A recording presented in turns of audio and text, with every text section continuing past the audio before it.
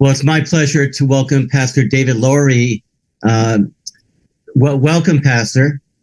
Thank you so much for having me. First, let me give all praises to God and my Lord and Savior, Jesus Christ, for making it possible for me to be here. I want to thank you for having the show and welcome the listeners. Thank you so much. Let me tell our audience a little bit more about you. You are the co-pastor of Fernwood Community Outreach Church in Chicago. You are a Project 21 member. I'd like to ask you more about that. You're a host of a nightly program called Let the Truth Be Told that broadcasts every night, Monday through Friday. And you are the founder and president of Living and Driving While Black Foundation, which promotes economic opportunities for ex-offenders, disadvantaged youth, and indigent individuals. And you're also past president of the Rock Island, Illinois chapter of the NAACP. And you're a veteran of the U.S. Navy. So you've had a busy life, I have to say. Well, I'm from humble beginnings. I grew up on a plantation in Arkansas, and I picked and chopped cotton until I was 8. My mother and father instilled me, God in me, and a good work ethic, always to be honest and be true to who you are. So God has truly blessed me. And this year, Sunday, I'll be 66. And so I'm retired now, and my life is given to God so I can make sure we wake up our people so that we can save this planet and save the future of this country. Well, let me ask you a question. I mean, there are a lot of the people around the nation that say that America is systemically racist.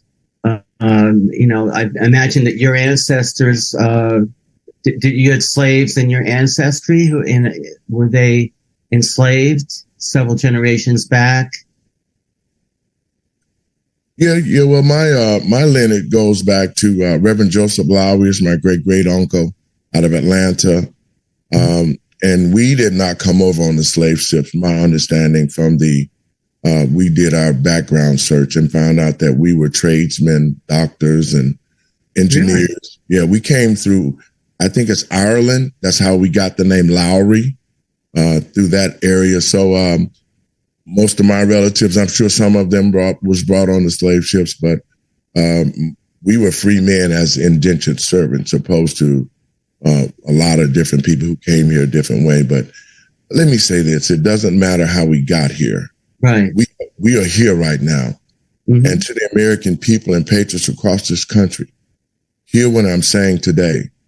It is time for us to come together and get God back into this country, because that's the reason why we're in this trouble. We allowed the enemy to be able to tell us, well, you're white, he's black. Y'all shouldn't be the same. But if you need blood from me and my blood type matches yours, then I'm going to give you blood and it don't matter. So we're all one universal beings. But I just think right now the enemy is not the black or white. The enemy is good and evil. It's the money that they're chasing. And we've allowed, through a process of not vetting people or understanding what people bring to the table, we have to have a spirit of discernment to look through the lies. And I think that's what got us in trouble. And we continue to put our eggs in a basket that has a hole in it. And so this liberal party, especially black folks, have been on the plantation in the mind to think that, that this liberal party is going to free us and they're going to help us. But after 60 years, Malcolm X had it right. He said that the black folks would be a political football for the liberal party and other parties. And guess what? That's true. So it's time for the American people to stand up and get together as one, because this enemy that they are bringing in through the borders right now, we're not going to have time in a minute to hate each other, because we might be in the same trenches together to defend this country on our own soil. I thought the Democrat Party was the friend of minorities, and that's what they say. Every 4 years they have a narrative that the Republicans want to lynch black people, or Well, let me say that quick history lesson. It was back in the 1800s when the party was all one and they were known as Dixiecrats or whatever the case may be. It was a group of Republicans who were called abolitionists who said that they did not want to continue to promote slavery. Mm-hmm. And so the Republican Party at that time embraced blacks. They fought in the Congress against slavery. They also made entrepreneurs out of black folks who wanted to have their own, believed in God.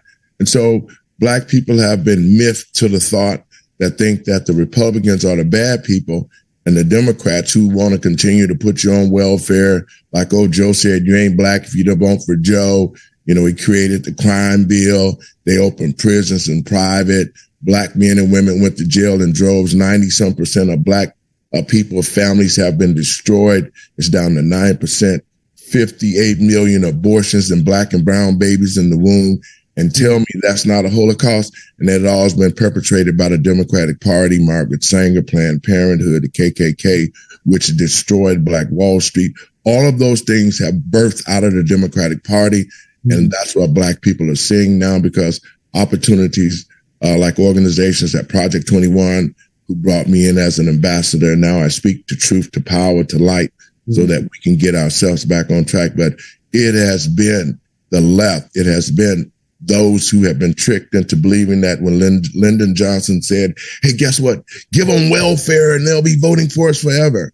And ever since then, black people, neighborhoods have been destroyed. Leaders have died.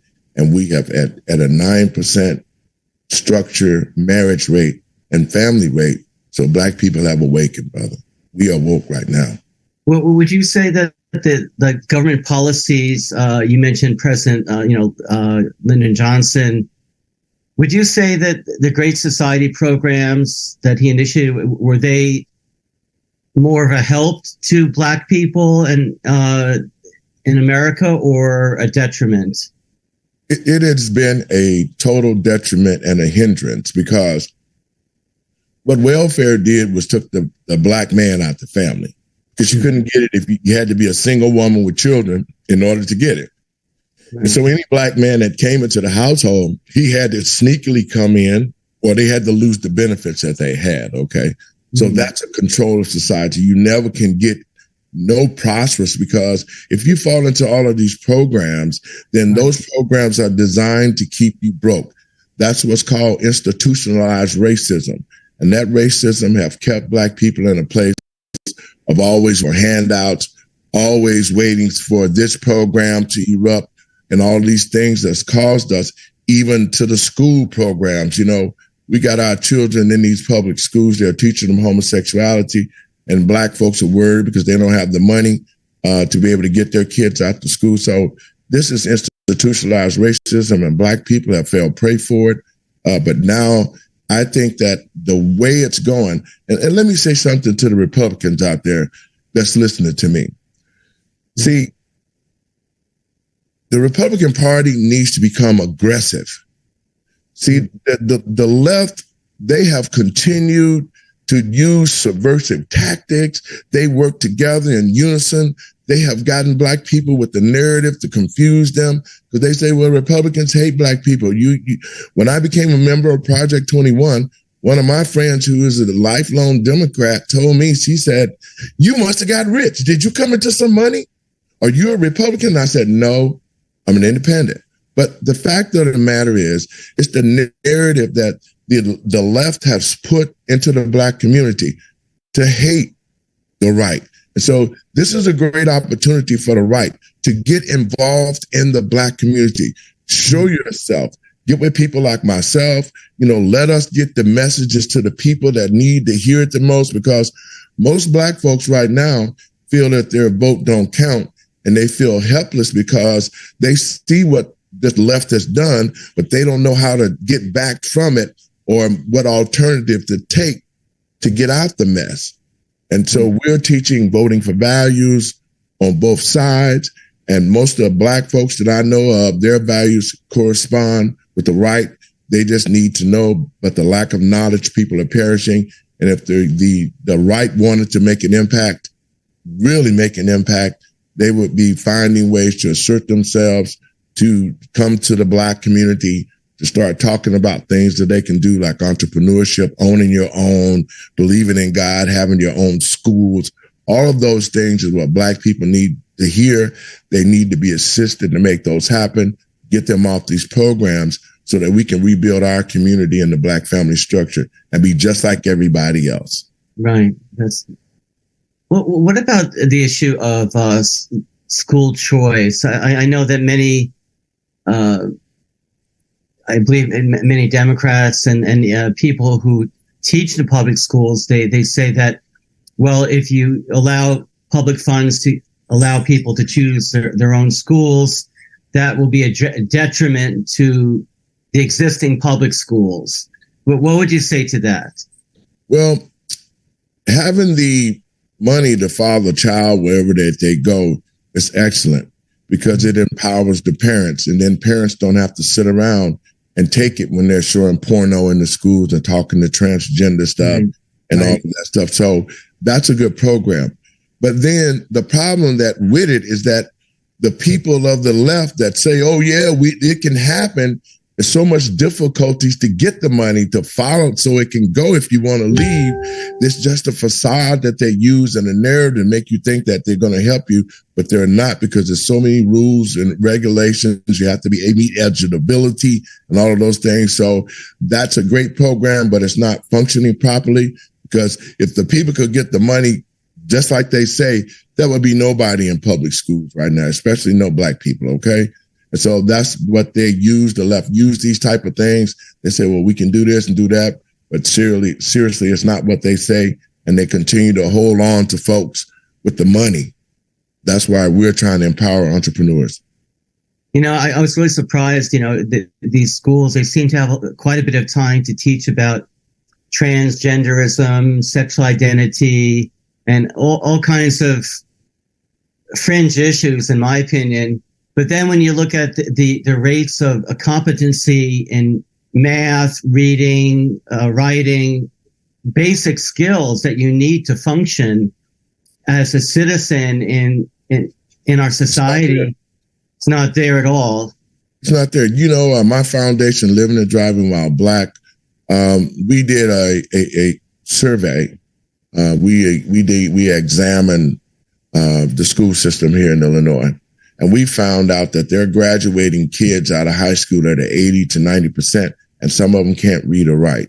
That's because they are not teaching the children. See, first let me say that so people can understand. This was Barack Obama's claim to fame. When he passed the same-sex law, that was his mission. And I want people to understand this. To me, he's an antichrist, because only a man who would do something to somebody else's child to make them think that they need to be a homosexual or a lesbian or a transgender. All of this spun from him. So we now have to really understand the enemy. But the children cannot read, they cannot write. The math scores is down in the teens. So basically, they're teaching our children and indoctrinating them for the new society to be dummies and just followers. Don't question it. They've taken God out of this country. And so now we can see the evil that Satan is perpetrating through the homosexuals, with the maps, with minor attracted people was nothing but a pedophile. All these different names that they have changed for these crimes that they've committed, now they're in the schools. And so parents better be careful. And we're doing an event here December 2nd with Moms of Liberty. They're coming to Chicago to address that issue. We want to try to get the world to see how bad this is in our schools with our children. That's why they're killing. They have no spiritual foundation. They have no knowledge. They have no mind of self. And when you have empty vessels like that, they can be controlled by demons. And that's what we're saying. This is a spiritual war for me. I look through God's eyes. This is a spiritual war, folks. Anybody that knows the Lord and Christ better understand this. These are demons that are possessing our children.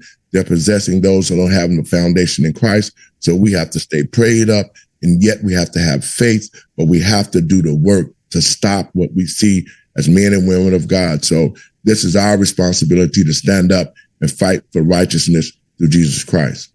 This all would disappear, believe me, if we did. Well, let me ask you on a different topic. I know that Black Lives Matter.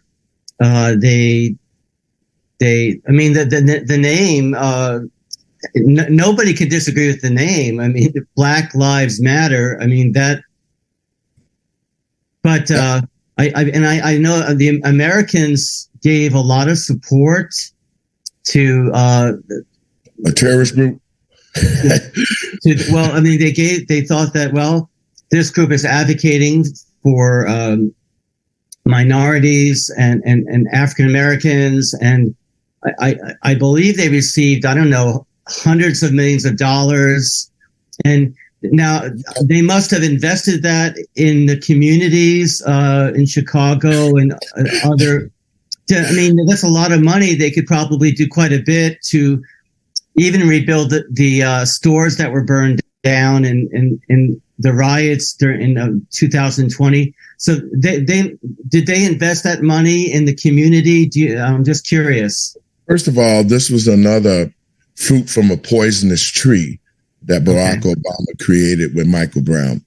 Black Lives Matter used the name Black in order to trick Black folks into thinking that this organization would pick up the mantle and be for real with them. Basically, with Al Sharpton and the Jesse Jackson and the Ben Crumps now, what they actually were was a group that was trying to destroy the American way of life through homosexuality. And it says it's right on their website. But Black Lives Matter, the American people was taken advantage of because a lot of folks thought, well, you know, this group cares about Black people. It's going to come back. It was the only organization that was allowed to riot and destroy cities, burn cities, loot people, kill people, talking about defund the police. I mean, it was the only organization that were allowed to put graffiti everywhere. And every time that you said something about it, they would attack you. This was a terrorist group in conjunction with Antifa and all the other things that we saw that was brought in under the guise of COVID-19. That was the biggest scam in American history. And that's when they introduced the New World Order. But Black Lives Matter have gotten almost billions of dollars off the death of George Floyd, Mike Brown, any Black man that could die, the T-shirts, the hats, the coffee mugs, all of these things was pulled out of the pocket of the American citizen, especially white citizens, corporations, athletes, everybody, because of the word Black. And then when they got the money and they committed the crimes that they did, they turned and disappeared out of the Black community. You don't see, there was nothing there. Do you think Black Lives Matter should be standing up with Black folks? All these illegals are coming into the country. They've taken money out of the Black community, out of the white community, and given money to illegal people. What kind of organization would see or stand and see the crime in Chicago and New York and St. Louis? But it's not a case I can't make money off. So Black Lives Matter was only a component that the left used to take money out of our pockets and try to push the homosexuality across the world, the international groups and all of that. So America has funded 2 terrorist groups.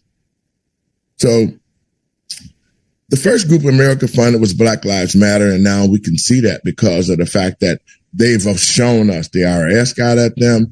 Now they're trying to hide their money, whatever the case may be.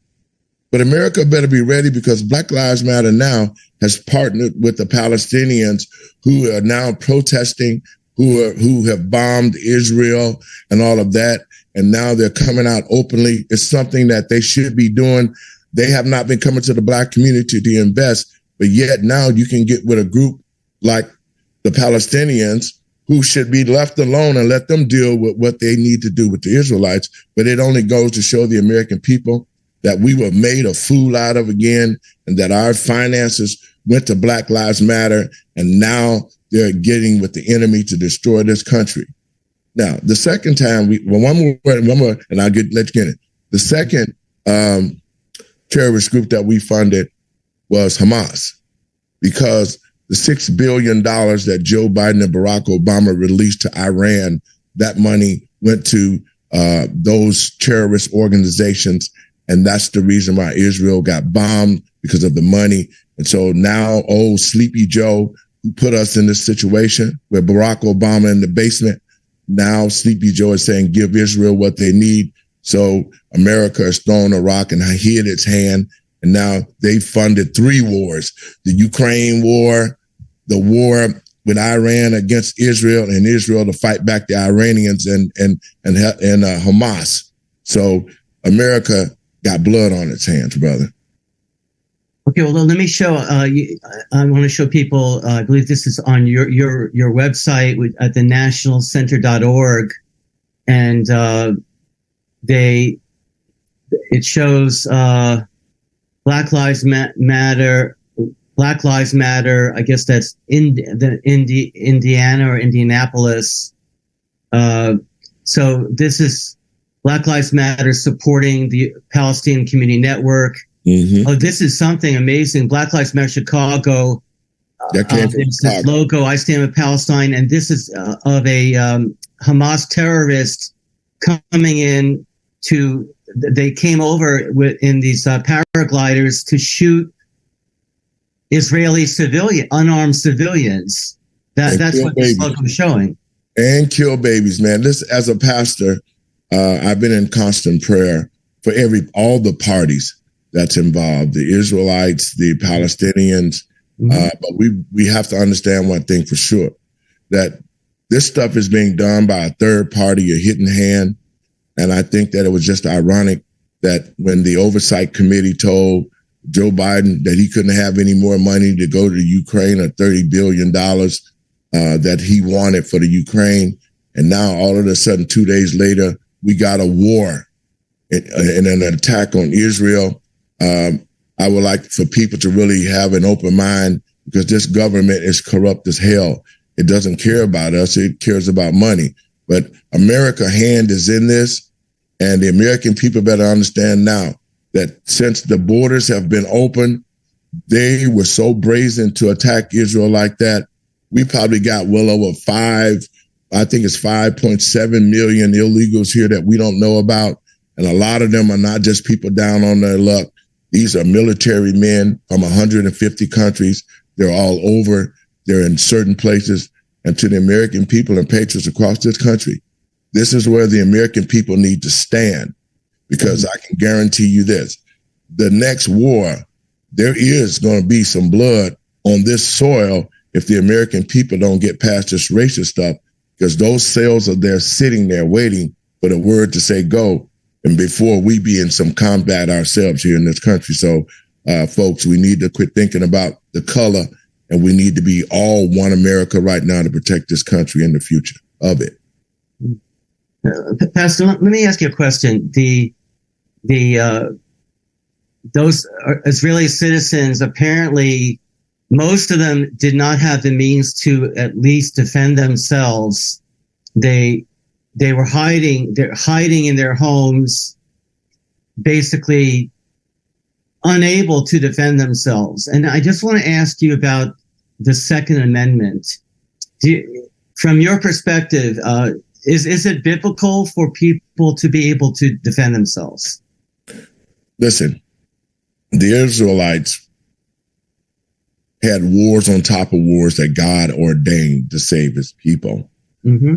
And when the Constitution was created, for me, it was created by the Spirit of God so that we, the people, could protect ourselves. Our first right to speak and do what we please and without repercussions. Our second right is to bear arms, and nothing should infringe on that. So what we're seeing now again by the left is a way to take control of this country. They don't want us to have weapons. But let me say that, see, when you're seeking righteousness, all of us out here, when we're seeking righteousness, God is on our side. I have a lot of people that say this. They say, well, Pastor, do you like Donald Trump or do you like Joe? I said, first of all, Joe not even in the equation, because he's been finished since he wrote the crime bill. But what I see from President Trump, he has done a lot for black folks. And when he said that, he actually did. Most of the money that he was put into the black community was stolen by the left and made black people think that the president never did nothing.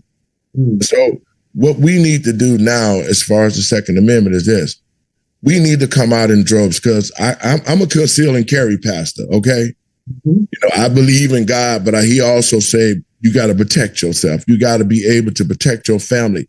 All of these things as a provider and a father, and as men and women, we have to be able to protect ourselves and our family. So the Second Amendment right applies to the American people in such a way that if we have to defend our home, you know, even in the caveman, he had a spear, a bow, or whatever. He wouldn't let nobody come to his house and take it over. So those who believe in the Second Amendment, God has put that there for us to take care of us and our families. And right now, we are being infringed on. We need to use it. We need to fight in all our power, because if we're allowed to be disarmed, with the borders been open for the last 2 years, if they take our guns, how are we going to defend our homes, our families, our children, our wives? It will be just like those unarmed people in Israel who were shot down with nothing to defend themselves with, and yet they died. And so the Second Amendment is a right that God has given us, like the freedom of speech and all of those things, and we have to do the righteous by that. So we need to fight to keep that in place. Mm-hmm. All right. Well, my last question I want to ask you is, do you see a shift in the Black community? I mean, as you pointed out, the Black community in the United States have been, most of them have been voting for Democrat Party, well, since the 1960s or 70s, right? So that's what, 5 decades, at least 5 decades. Do you see any change in attitudes, or is there any reconsideration going on? Well, let me say this. The Black community have awakened. The young Black people now see that what's happening in their schools and in their lives, they're saying, we don't want that anymore. It's the old guard that have been tricked now. They are seeing it because, you know, people my age in the 60s now, they've been with the left party all their lives, and their grandmama voted and all of this and that. This was the wake-up call that Black people needed. They needed to see the illegals coming in here, and they see the left digging out money that they told Black people they didn't have. They needed to see this. They needed to have the abuse that they having through economics, not owning nothing in our own communities, everybody coming in rich. They needed to see what's happening in the schools today. Children being sodomized and taught about hatred of God. And they needed to see this. And Black people have awakening. They saying, ooh, guess what? I just had an epiphany. All of this is done under the left. And so now they see what Trump was talking about, because see, they're persecuting Donald Trump like they persecute a Black man. I go into the jails. I see young men going to jail for a small crime.